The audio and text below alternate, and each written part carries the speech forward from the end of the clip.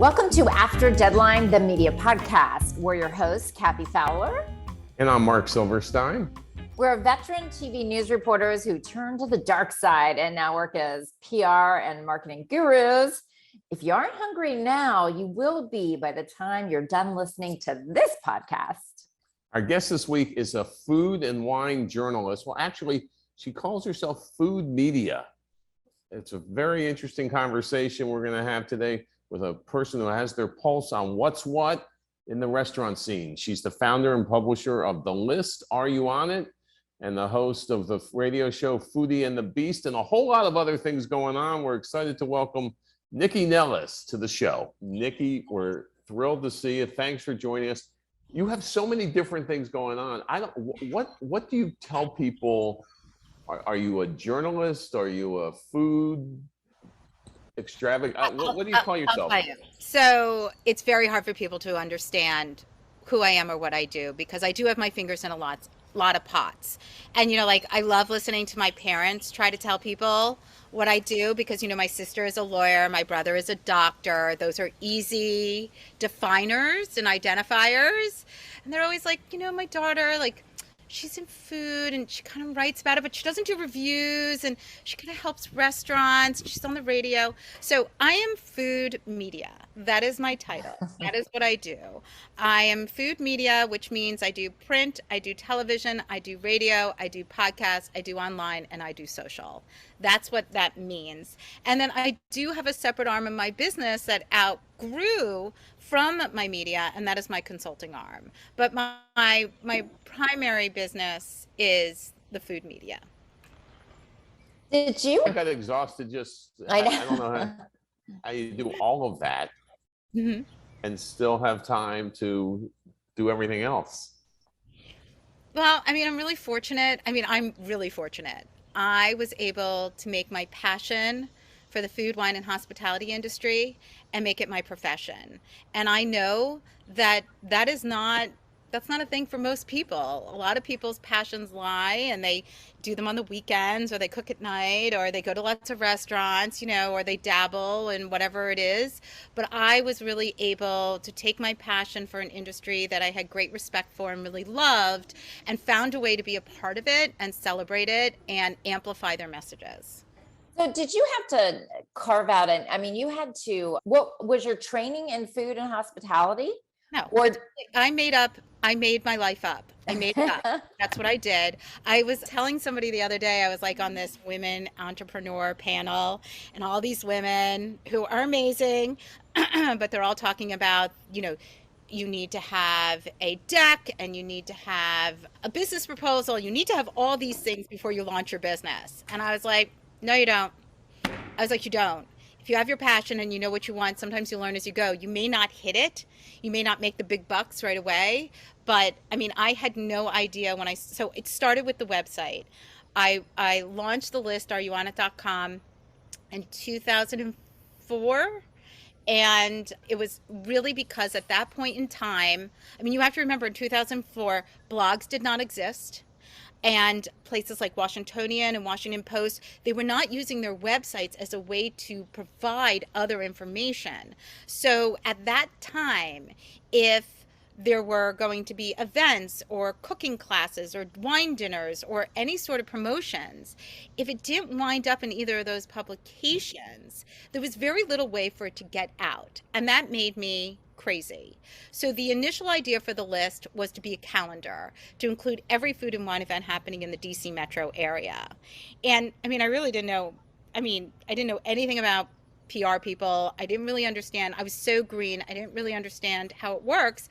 But when I was in talks I knew a couple of chefs and restaurateurs in the DC industry.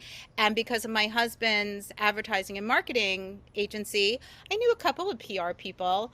And Joan Hisayoka, who unfortunately is no longer with us, she got what I was doing. And she was like, I'm going to introduce you to everybody. She introduced me to all the PR people. I took them all out for coffee. I told everybody what I was doing. And everybody started sending me press releases right away. And I was like, oh my God, there's so much going on here. So the site expanded. And then I did get another lift from, of all people, Roberta Dona, because I used to take cooking classes with him. And I used to say to him, I was like, it was like a secret cooking class because nobody, if it was in the post on Wednesday, it probably had already happened. And, they didn't use email as a way to communicate newsletters, it was snail mail. And I told him what I was doing, and I thought he would advertise. I was so naive. I was like, yeah, and you could have a banner ad and it'll cost X. And he was like, no. He's like, I am going to put an ad on your site, but I'm going to do it for free. He's kind of known for that, yeah. I know, but he wasn't wrong because he's like, I'm going to validate you. Right. And he was right. And back then there was something called a chef's club. So all the OGs used to meet on Saturday night, like after hours. It was like at 1:00 in the morning at one of their Who were these people? Who it's like Robert Wiedemeyer and Jean-Louis, Michel Richard. I mean, it was a group of guys.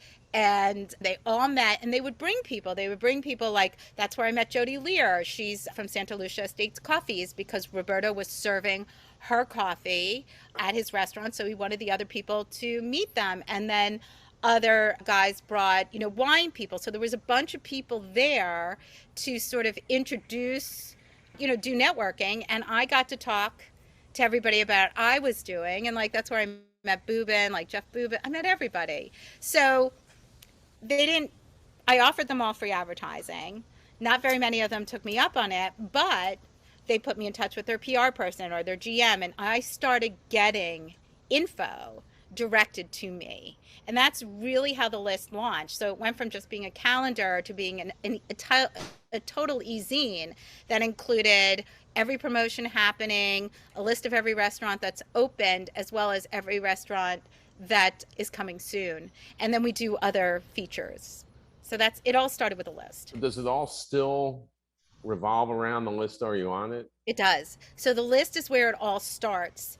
And then I got the ability to do Foodie and the Beast. So I freelanced for WTOP radio and just roundups, food stuff, hospitality information. And we got the opportunity to be on their sister station, the opportunity to do a food show. I had just done Diary of a Foodie with Michel Richard, and he said there's no food radio in DC. And he was right. So we sort of pitched it to them. They agreed. And my husband sort of rode on my coattails and was like, I want to be a part of it. Isn't that always the case? The husband on the coattails. Yeah. But it was a good idea because while he enjoys food and he loves to eat, he's not into the nuance of the hospitality industry, even to this day. Even now, with everything that he knows, I'm always like, I can't believe you're asking that question. Like, I don't know why you don't know the answer to that already. But so we've been able to put this show, Foodie and the Beast, together. It's been on air for 14 years. And I mean, you'd be hard pressed. And what station's that's on? 1500. That's on their sister station, 1500. Right. So you'd be hard pressed to name a chef or winemaker or, we do travel, a little bit of luxury, but we've had people from all over the world. So from the Jean Georges and the Thomas Kellers, to somebody making jam around the corner. Like, we're really able to do all of it. So just that, give me a big name that you've had on besides Jean Georges. I just said Thomas Keller and John George. Well, okay. But the Vitalogy brothers have all been on a bunch of times. Carla Hall is a really good friend. She's been on.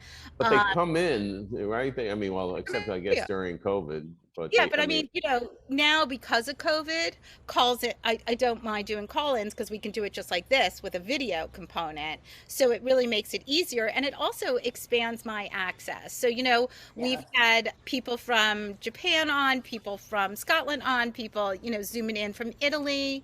So it really allows us to do so much more. It's really great. So you found that, basically you started your whole career, this new career that you sort of built this whole niche for yourself because there was a lack of information basically that you couldn't get.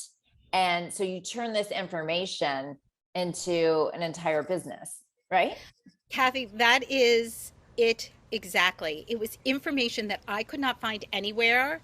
And I knew that if I wanted it, other people had to want it. I could not be the only one, but I will tell you, I dealt with a lot of naysayers.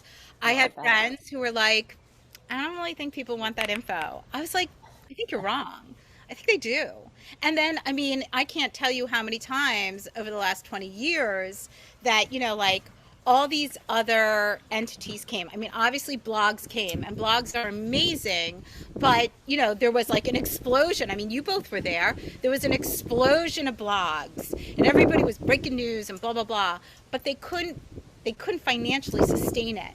So that now we're like the pendulum swing is back. Now there are blogs, but like there's not like hundreds of them. And now I think, we're sort of seeing that pendulum swing back with the social media and influencers. There's a ton of influencers, but at some point that can't be financially sustained. So I think that will shrink back as well. But yeah, I started a business because it was information I wanted and I couldn't find it. And the daily candies and the feasts and all these others that came to town, Thrillist and Urban Daddy. I mean, there were so many, and I was here for all of it, but their models never made sense to me. I was like, I don't know how you make this work. But I had a lot of people tell me I was going to go out of business because these models were coming to town. They were bigger, they had more money behind them, and therefore they could be more successful. And I mean, I'm still here. So. A lot of what you did, I mean, I remember seeing you at every event. Did that have a big impact? I mean, just seeing people face to face and making sure that when they have an event, you're there? In the beginning, absolutely. I mean, I tell anybody who wants to network, you take everybody out for coffee or, Zoom, whatever it is, you show an appreciation for somebody else's time. So introducing myself to people, shaking hands with people was an absolute necessity. Being at events was really important. I mean, I'm not nearly as at many as I used to be, really just because of lack of time. But I still try to make the rounds a lot. And, because I do 2 radio shows, I'm still seeing people a lot. And because of social media, we all communicate in such a different way now that there is ways for me to, pardon me, so like if a chef is launching a new menu and they want me to come in and I can't come in, there's ways for me to communicate with him what I'm doing to support or to amplify his message or her message for that matter. So how big, I mean, without giving away state secrets or whatever, how big is your list on the list are you on it? So right now we blast out every Friday to over 40,000 subscribers. Wow. And then, between social media, Facebook, Twitter, and Instagram, I don't love Facebook. Some of the people who work for me, I have 8 people who work for me. They post it on Facebook, but I don't engage on Facebook at all. I have my reasons. But Twitter and Instagram are the most, but I have over 50,000 followers between the 3. So I'm able to, and then the radio show, I mean, the specs on Foodie and the Beast is anywhere from 12 to 15,000. And then I have no specs on Industry Night. But I get great feedback from it. So I know. So what is Industry Night? Tell us what that is. So Industry Night started 6 years ago when the Line Hotel opened, the Line in Adams Morgan. It was owned by the Sedell Group at the time, and they built a radio station in the lobby, and it was really sexy. So I would do this show called Industry Night out of there. It was a 1-hour deep dive. So I was really able to do way more than I do on Foodie and the Beast. Because Foodie and the Beast is a quick, I mean, you guys have been there, it's a food and wine variety show. It's quick, it's fun, we're pouring alcohol, we're having a good time, we're eating food, we're talking about travel, like, it's fun. And Industry Night allows me to take some of the people who've either been on Foodie and the Beast or pitches that I get that I can't do anything with. And now I can say, hey, let's go deep on that. And really talk about what it takes to launch a product, what it takes to, sexual harassment in the restaurant industry. What does that look like? How do we elevate the voices of those in the BIPOC or LGBTQ communities? So I'm able to do deeper stuff there. So I was doing it out of the Line Hotel, and then when COVID happened, they were like, no. And they wouldn't pay, the person they had hired to sort of run that station, in June they stopped. And I was like, dude, there's so many stories to tell. Like, we should continue. And he was like, yeah, I'm not getting paid. I was like, nobody's getting paid. Like, who cares? Like, let's keep doing it. But he didn't. So I went to Tommy McFly, who has Real Fun DC, because I just wanted a platform. I didn't just want to put it on iTunes or Spotify. I wanted a platform that I could tag back. And so now it's on Real Fun DC, which is great. And they're great partners. So I was able just to move it over. So how does, I mean, again, I don't want to dive too deep, but yeah, but how's all this monetized? So it's monetized in a lot of ways. It all starts again with the list areyouonit.com. Most people become marketing partners, and their packages are based on how they want to be utilized. So it's an ad on the site, it's dedicated e-blasts, and it's social media. You know, they don't tell me what to post. It's not like that. It's like, okay, so I see what you're working on. I see what's happening. How do I organically infuse that to what I'm doing? And that's what I do. Same thing with my radio opportunities. There is no pay for play. I've never done pay for play. But what I like to say is I don't do pay for play. But if you pay, I'm going to try to find a way to do something with you. Now, some people I can't. Some people don't have a story to tell. And that's on them. That's not on me. But, you know, I like to tease out stories from people, and I like to see what they're working on. So that's sort of how it works. I make no guarantees, but I think because people see me everywhere, like you said, Mark, whether I'm out, whether I'm on radio, on my shows or other, on television, I'm constantly amplifying people's messages organically, not just people who, you know, both, anybody, like whoever fits in. You know, I always say, if I get 3 pitches that are similar, that's a roundup, right? So I can pitch to, you know, a television station or WTOP, hey, it's tequila day. This is where we should go drink, you know, these fabulous drinks. So I do a roundup based on what I see. I don't infuse anybody in there illegitimately. But that's how it works. And then honestly, my second component is the consulting. So I've been brought in by national organizations like Hilton and Aramark, Nobu, to help them find their community roots, not just in DC, but nationally. And, you know, for me, those partnerships are not only financially terrific, but also a way for me to put together incredible partners, and also to the people that I love in the industry, be like, hey, you want to make some more money? Like, I can connect you with so-and-so, or I can connect you with this. Or I also do work with Think Relax, which does food and wine festivals up and down the Eastern Seaboard. I help curate their demo stations and, you know, put them together with local chefs, etc. So I love being able to call up people and be like, I think I can make you some money. So I like being able to be that conduit for people. You're a connector. Yeah. That's awesome. So you said you don't do pay for play. Is that just because you think you lose the authenticity, and like, is that really what it is? Like, you want to be authentic and you don't want to feel like, or like when you're telling your social media, you're like, I'm not going to tell you what I'm writing on there. It's because you want to make sure that you're keeping honest to whatever, because that's a true almost journalist, even though you didn't start out as a journalist. Yeah, but you just want people to trust what you're saying is real, and you're not going to say anything because someone's paying you to say it. Is that? Yes. So I've always said that I don't sell, I tell. And I do think it's really important, because the last thing I want is somebody coming back to me and being like, hey, you told me this and that sucked. Or, you know what I mean? Like, I'm a trusted source, and I'm a trusted source for a reason. So I really want to make sure that I stay true to that. And listen, I've gotten lots of opportunities to take money for other things. And you know, my following will let me know if I've crossed the line or jumped the shark. And it's also murky out there right now. So I am very careful. Yeah. Do you think that you could do, like, if you were to go back in time, could you start this all over again in today's world, or would it be harder? Do you know how like on Instagram, if you started on Instagram when it first, you know, became popular, or YouTube or whatever, it was easier to make a niche for yourself and get a great following because you did it when you did it before all these blogs and whatever. Would it be harder to do it all over again into, you know, in 2022?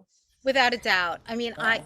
talk about right place, right time. Do you know what I mean? Mm. Like, I got in before this explosion, and people even said to me, they're like, "Oh, you should get a blog." I was like, "I have a website."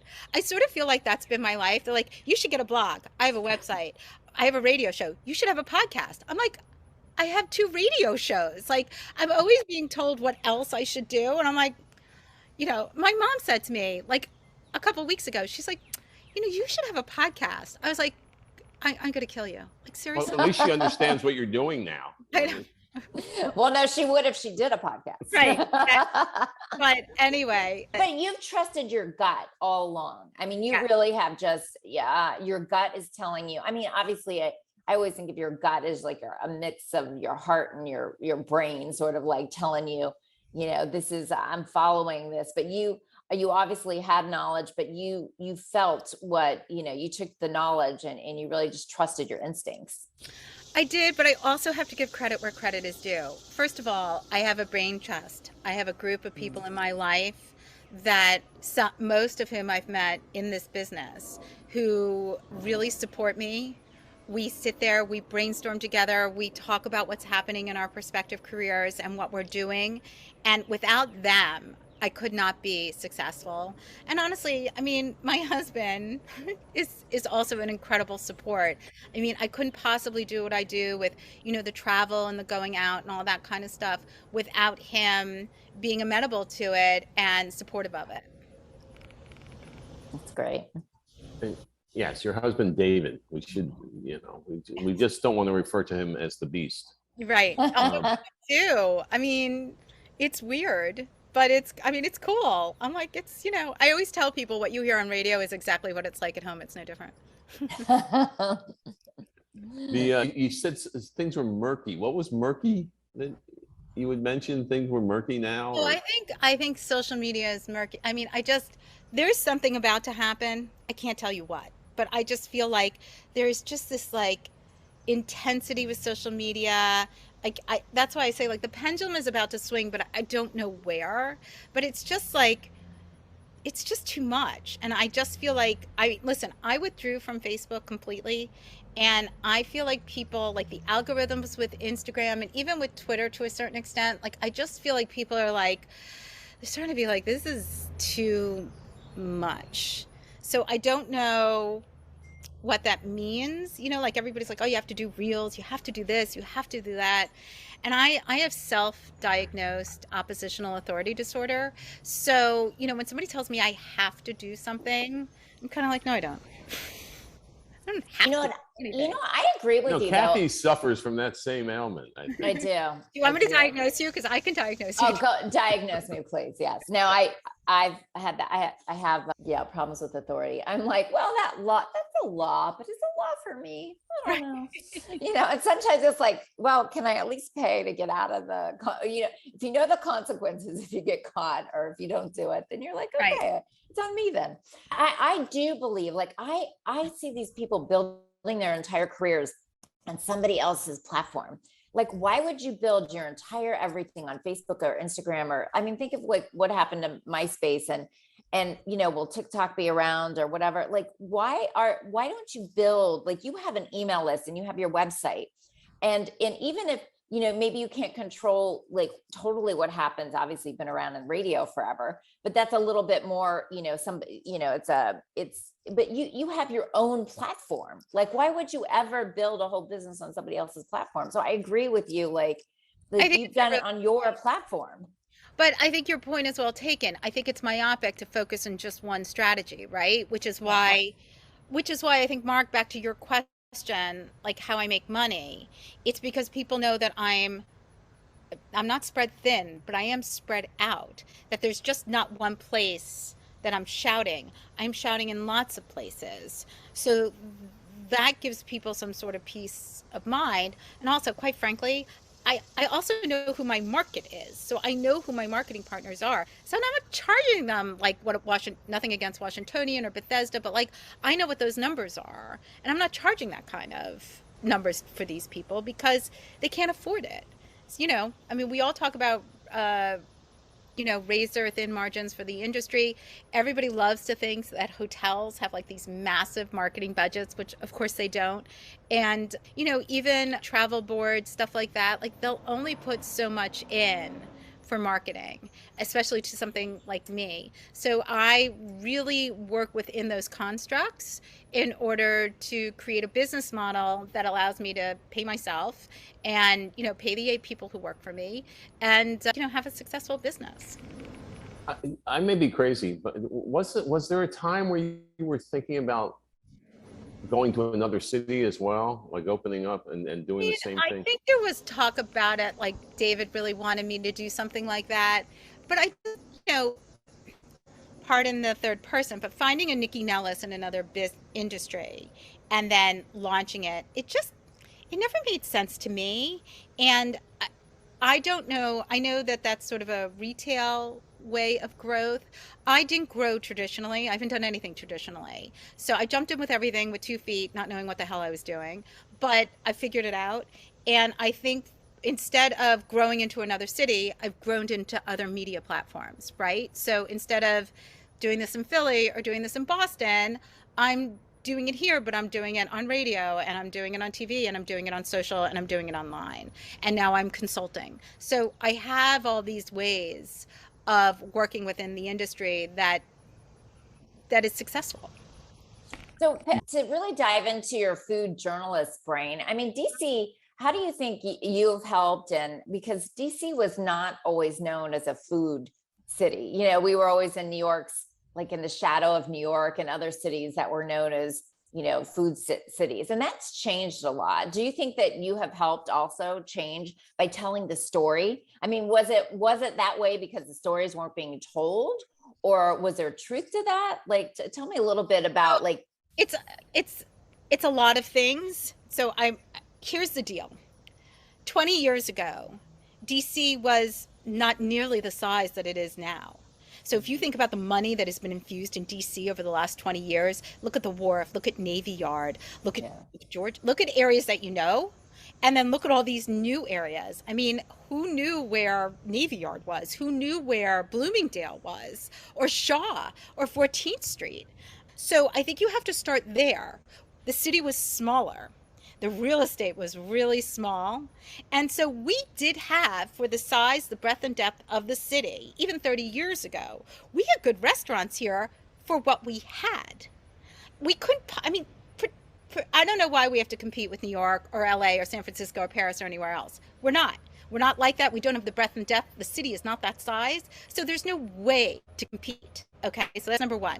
But then what happened was, if you go back and you look at, like I said, the OGs, the Jack Boobins and the Robert Wiedemeyers and Roberta Donas, there was not a lot of women, Riz Lacoste maybe. But what happened about 22 years ago is that there was the money was starting to come into the city, and there were people with really grand ideas. And so when you drive down 14th Street, almost all those buildings are new, almost all of them. The Wharf is completely brand new. It's completely fabricated. The Point, Buzzards Point, is completely new. Go over to Navy Yard, all those buildings are new.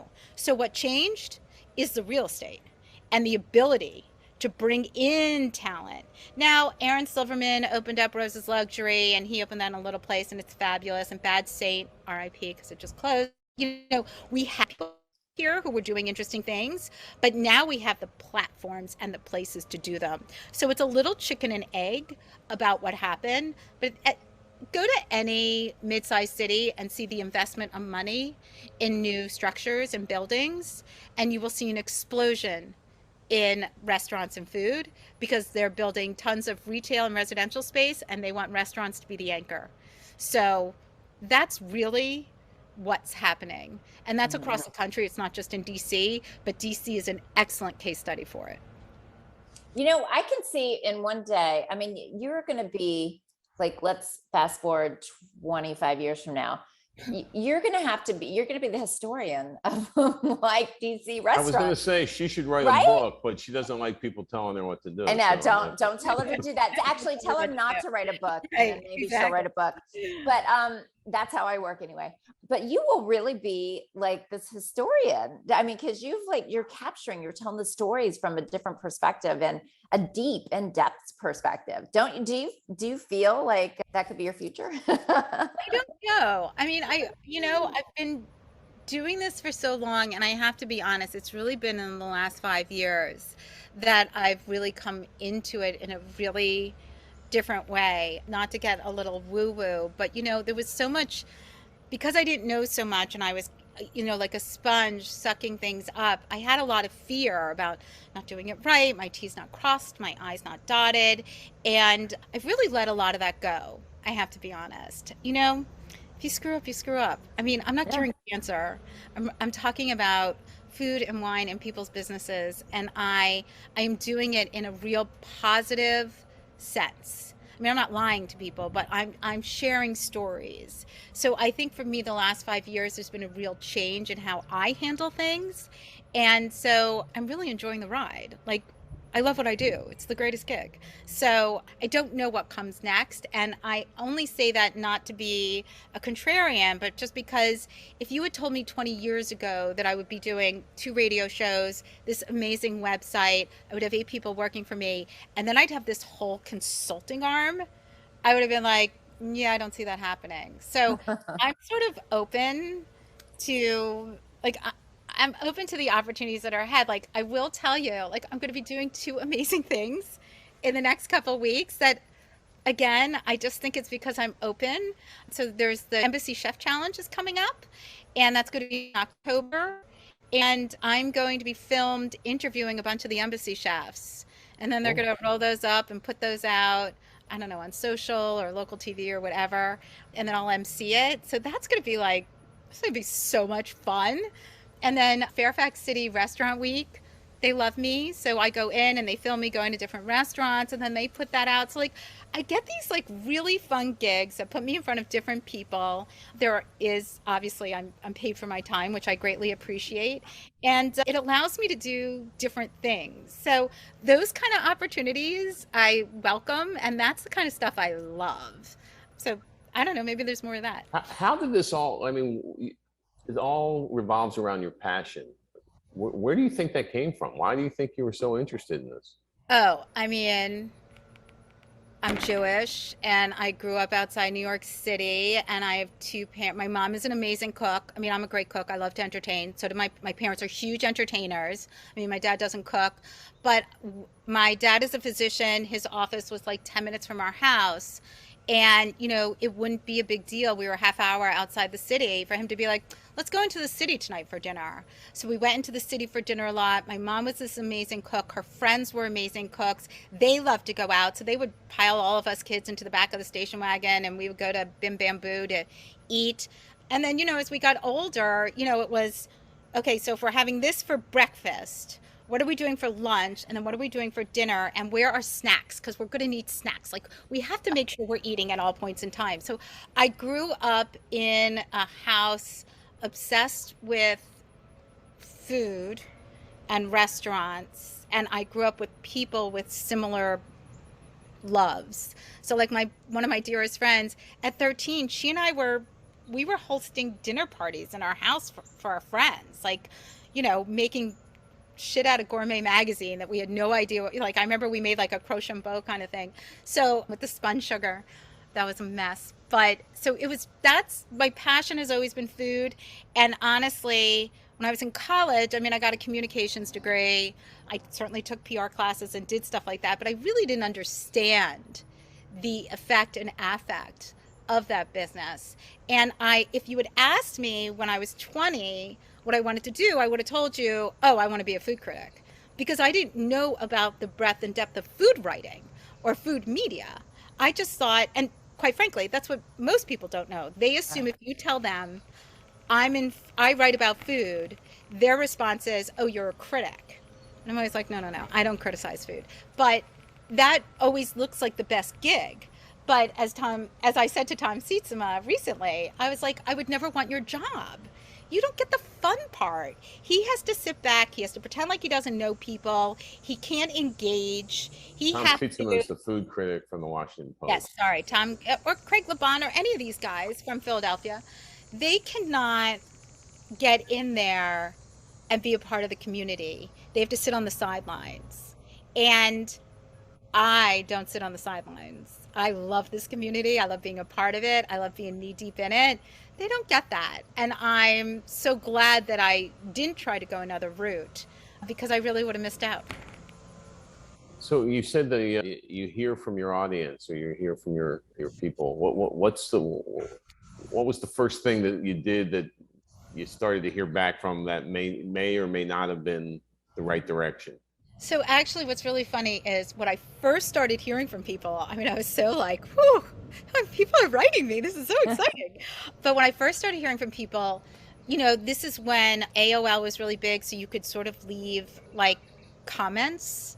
So I had a bunch of people, mostly men, believe it or not. Well, I mean, Kathy, you'll believe this. Mark, it's not a criticism of men in general. But I had a lot of men being like, see, I write too, and this is my review. And I'd be like, I don't do reviews, but I'd be like, oh my God, that's so great. But I had one guy who wrote me this like blasting review of Eric Ziebold's City Zen, and the restaurant had been open for 6 months, and I don't know, he sent it to me and he's like, everybody should know about this and blah blah blah blah blah. And so I just forwarded it to Eric, and I was like, listen dude, I was like, I don't know if you know what's happening, but this guy is on fire. And I was like, so don't shoot the messenger. And he was like, no no no, I know he's hitting up everybody. But that was a really good experience for me because I really learned there.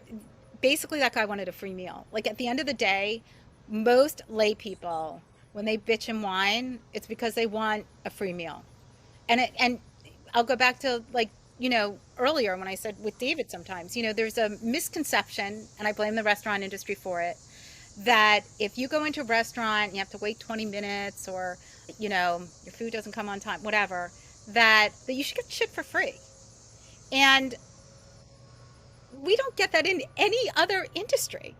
I mean, if I go to my doctor's office and I wait an hour, it's not like I get a free shot of Botox. Like, I have to wait. That's the deal. So it has to change. It's a problem. Restaurants should not have to give things for free. Listen, if you're paying full price for things, you should get the service you deserve, but there's staff shortages. There's lots of things going on right now. I don't know how we fix it, but the communication and the story from the restaurants has to change, and the diner has to change as well. It's got to come from both. Is there anything that these chefs hate more than Yelp? I don't know if Yelp is the biggest problem. Honestly, Yelp isn't what it used to be. I mean, people go on it and TripAdvisor just to see what people are saying. I mean, as a restaurant professional, you certainly have to go in and chat with people and acknowledge whatever it is they're saying, whether it's good or bad. But I don't think Yelp has the same sort of clout that it used to. I don't think people care as much. I think COVID, the pandemic, sort of changed how people function. Do you see a shift happening? Or do you think that the restaurant industry will have to change in the future because the margins are thin, because COVID, because staffing shortage, because of all, it's a tough business. I mean, do you get, as a food, you're in the food media, do you get whispers and just like, where trends are going and things might be changing in the future? Yeah, so I think a lot of things are happening right now. I can't remember who. Somebody just did an article, like, it talked to like 4 white men who own restaurants whose concepts were not winners to begin with, and they're not doing well, and they're complaining about what's happening. And I was like, I mean, maybe you should interview a more diverse group of people to find out what's really happening in the industry. The restaurant business is a house of cards, period, end of story. If your house is constructed in such a way that you remove one and you can remain standing, then you're doing a good job. But a lot of people do not construct their houses right. It's just a deal. I think that we're already seeing lots of conversations about service fees and paying a fair wage. People want health care. I mean, the requests are not wrong. the question about tipping is really coming up. There's an organization out, it's a national organization, and they're really focused on DC about getting rid of the tipped wage. And most of the people in DC who work in the industry are not for it. So it's an interesting battle because the word, because you're going to vote on it again in, if you live in DC, at the next election. It was initiative, can't remember, I think it was initiative 77. And it actually got voted on because the wording sounded like it was something the restaurants wanted, but they didn't. So they overturned it, actually. But now they're back, and it's just kind of hard. Like, people are already complaining that restaurants are super expensive. They are. You know, drinks are expensive. Everything is expensive. I mean, it's sort of the nature of the economy right now. But go out. People are out. I mean, so the restaurants that are doing well are the restaurants that are doing well. And the restaurants that aren't, I think they need to take a hard look at themselves and be like, what are we missing? Like, what is it that we're not doing to engage with people? And that's a hard question to ask when you're so proud of the work you do. But there's a reason. You just have to look a little deeper. Do you get restaurants coming to you and because you're a consulting arm, do you get restaurants coming to you because you have who want that type of consulting? Or is it other? Yeah, I mean, I get restaurants. In my earlier days, I did. So like somebody would come to me and say, we want to advertise with you. And I would sit with them and hear all their problems, and I wouldn't take their money. I feel like, no.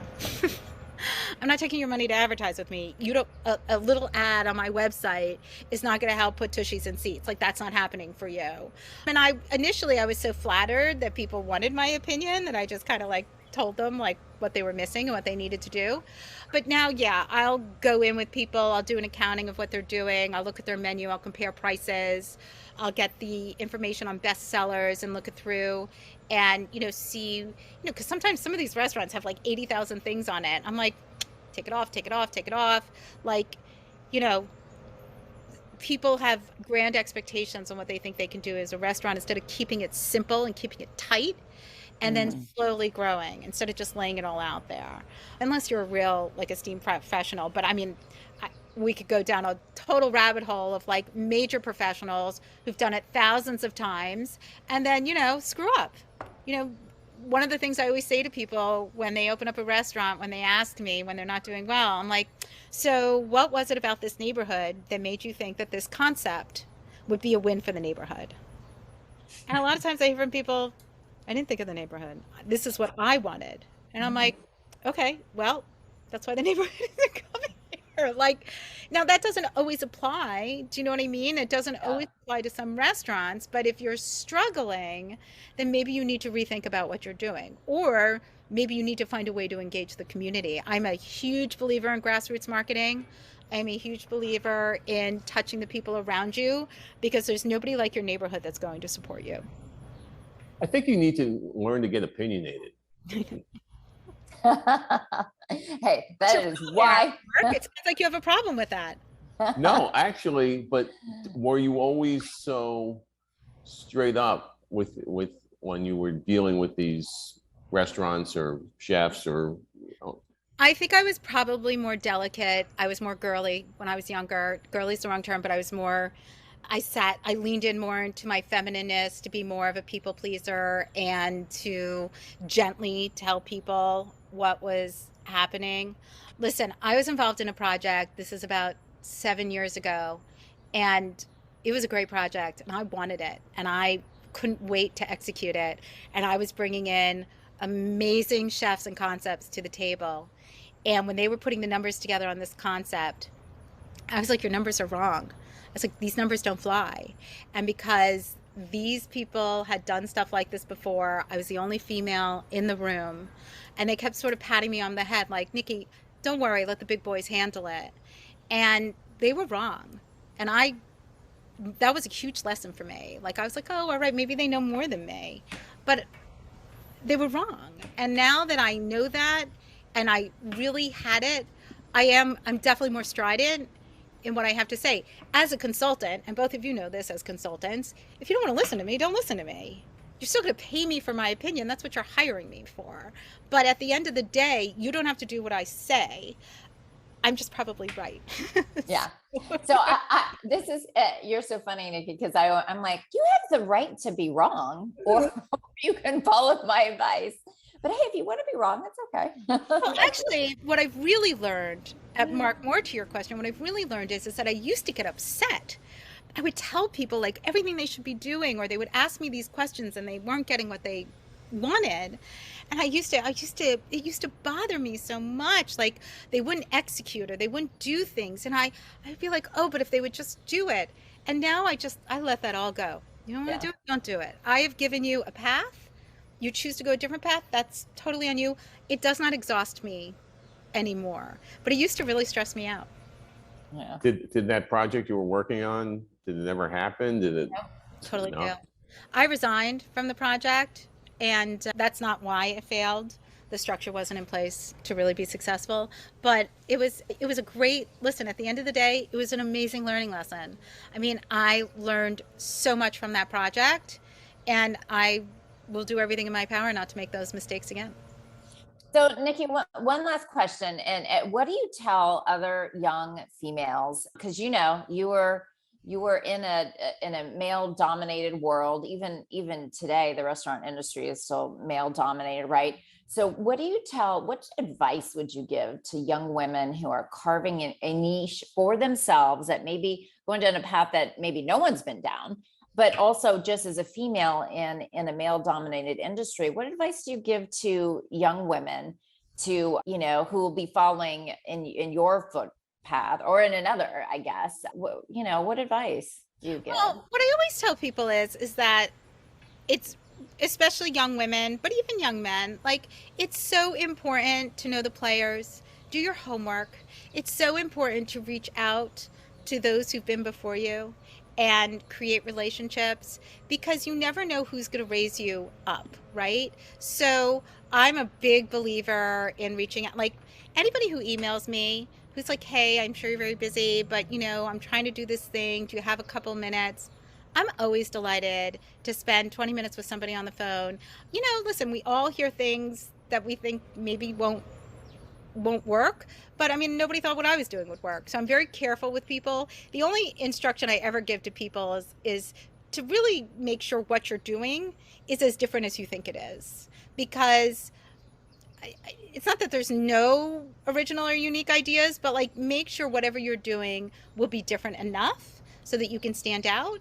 But I am a full believer in networking. I am a full believer in finding groups and finding your brain trust and working on that way to help you as you grow in your new field. And for women in the restaurant industry, there are some great groups right now. There's a group called Regarding Her that launched in LA and here, that's strictly for restaurant professionals, but it's an amazing group and they're really raising the voices of women.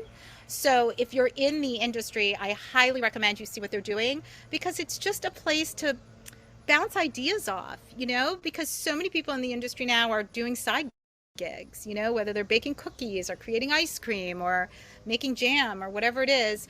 And that brain trust is so important. Somebody may say, oh, hey, I'm at a farmer's market.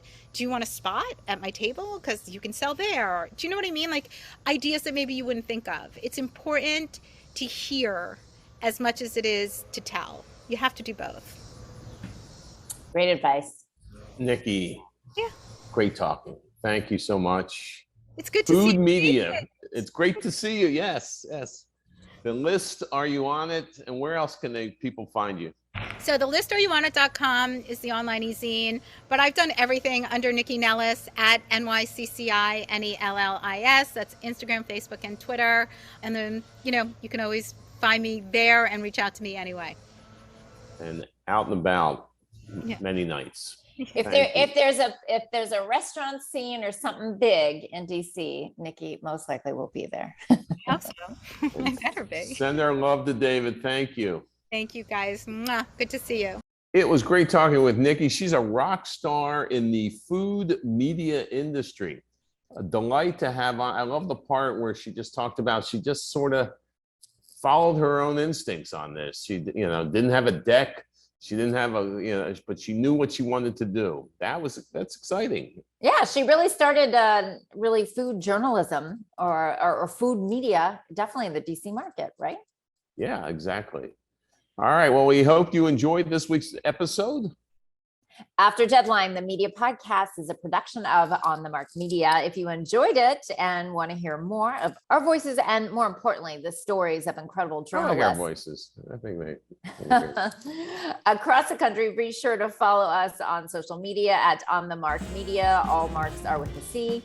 And subscribe to After Deadline, the media podcast, anywhere where you listen to your favorite podcasts. Until next time, we'll catch up with you after Deadline.